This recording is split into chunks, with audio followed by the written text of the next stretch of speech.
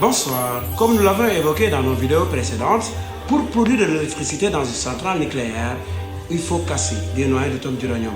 Et quand on casse un noyau d'atomes d'uranium, on produit beaucoup d'énergie qui va servir à chauffer de l'eau pour obtenir de la vapeur, qui va faire tourner l'alternateur, qui va faire tourner la turbine. Tout d'abord, il faut savoir c'est quoi un atome.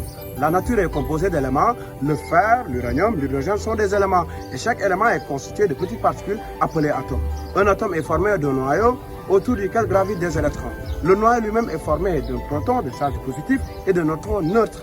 Le nombre de protons est toujours égal au nombre d'électrons. Ce qui change, c'est le nombre de neutrons. Plus le nombre de protons est élevé, plus l'atome devient lourd. Il y a deux types d'uranium. Il y a l'uranium 235 et l'uranium 238.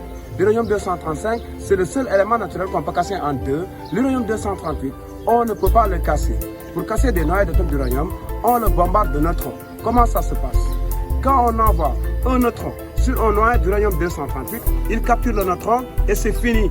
Mais quand on envoie un neutron sur un noyau d'uranium 235, il capture le neutron, mais il a du mal à le digérer. Il s'excite et finit par s'éclater et libère 2 ou 3 neutrons qui vont servir à casser d'autres noyaux d'uranium 235, ainsi de suite. Et au même moment, il perd un tout petit peu de masse. Et cette masse, comme elle est multipliée par la vitesse de la lumière, c'est-à-dire 300 000 km par seconde au carré, ça donne beaucoup d'énergie. Au même moment, il libère des rayons très lumineux et dangereux. C'est ça la radioactivité. Ces rayons sont très dangereux car ils peuvent pénétrer le corps humain et se déplacer.